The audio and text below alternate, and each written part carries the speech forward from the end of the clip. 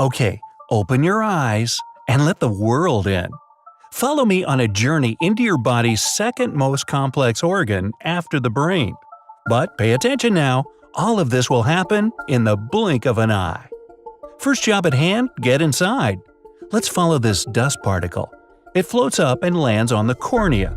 That's the outer dome covering your eye. You can feel its shape right now. Close your lids, put your index finger over them, wash your hands first, and move your eyes side to side.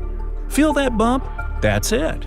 No blood vessels here. Your corneas get oxygen directly from the air, so your eyes breathe. But it's full of super sensitive nerves. They sense something foreign, and the fastest muscles in your body get to work. Your eye blinks. That dust particle gets washed away. Let's try this again. The only way to get into the eye is with light. That's how your vision works, and it's why you can't see in the dark. Duh.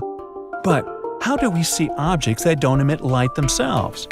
The light coming from the source, be it a light bulb or the sun, hits the object. Some of it gets absorbed, and some of it bounces off and enters our eye. It's a nice reflection on you. More on that a bit later. For now, it's way too dark in this room. Somebody flip a switch. Ah, that's better. We zoom along, going the speed of light, and pass through the cornea. It's dome-shaped to help focus light where it goes next, the lens. But before we get there, we pass through the pupil.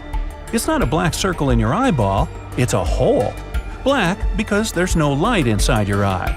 Red eye in flash photos is because the light from the camera is passing through and bouncing off the back of your eye. It's full of blood vessels in there, so your pupils glow red. But this pupil's too small, I can barely squeeze through. Ow! The light's too bright. The tiny muscles in your irises, that's the colored part of your eye we know and admire, have relaxed to make the pupil smaller. This doesn't let too much light in and protects your eyes from excessive brightness. Turn the lights down a little, and the iris muscles contract. The pupil gets bigger as the eye demands more light to be let through. There we go! We pass through and come upon the aspirin-sized lens. Like your ears and nose, your lens continues to grow throughout your whole life. And just like in a camera, it focuses the light even more. That way, it hits exactly where it needs to be on the retina. That's the back of the eye. I can see our human here is nearsighted. Things far away are blurry. Look at where the lens is focusing the light into a single point.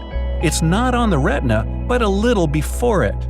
This happens when your eye is slightly too long. If you're farsighted, things up close are blurry. That focal point goes behind the eye because your eyeball's too short. Don't worry, it's nothing a pair of glasses can't fix. Ooh, it's roomier in here than I thought. Hello? Well, it's because you only see about 1/6 of your eye when you look in the mirror. The rest of it is inside your head. Your eyes themselves are about the size of ping pong balls.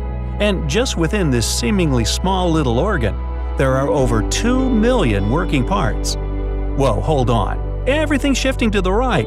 Whoa, now to the left. Our human must be looking for something. Your eyes move thanks to 6 muscles holding them in the socket.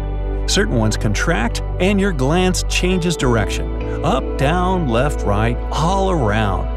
Okay, things have calmed down, so let's continue following the light projection. Say you're looking at a big bright apple sitting on a blue table. A yellow light bulb hangs above. If you could see the image in here, it'd be upside down on the back screen of your eye. It's because the lens bent the beam. But you can't see this picture on the retina because eyes aren't projectors. It's just light hitting some tissue on the back wall of your eyeball. There are nerves and special receptors back there.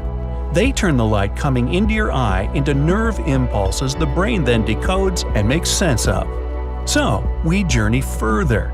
Here are those receptors. They can be cones or rods. Cones are the reason your incredible eye can detect up to 7 million colors. Surprisingly though, your cones come in only 3 types – red, green, and blue. It's the combination of their work that allows you to see magenta, chartreuse, or cyan. Except for colorblind people. They might be missing one of those types, or they don't work as they should. So these people don't see certain colors at all, or things aren't true to their color. For example, if there's something wrong with your green-sensitive cones, green and yellow look reddish-brown. There are also your rods. They pick up black, white, and over 500 shades of gray in between. Way more than 50 shades of gray. You also have more of them than cones, and the rods are mostly in charge of your peripherals. Yep, everything outside your direct field of vision looks like old black and white TV. Rods also help you see in low light. The photoreceptors in your eyes are so sensitive, they can even project an image when it's not even there. Ever looked at a bright light, closed your eyes or turn off the light, and you can still see the shape of that light bulb floating before your eyes? That's your photoreceptors continuing to send visual information to your brain. Your rods and cones are connected to neurons, so the data gets passed there and makes its way to your optic nerve. This is where blood vessels and the main path to the brain enter and exit the eyeball. This is also where your blind spot is. There are no rods or cones here.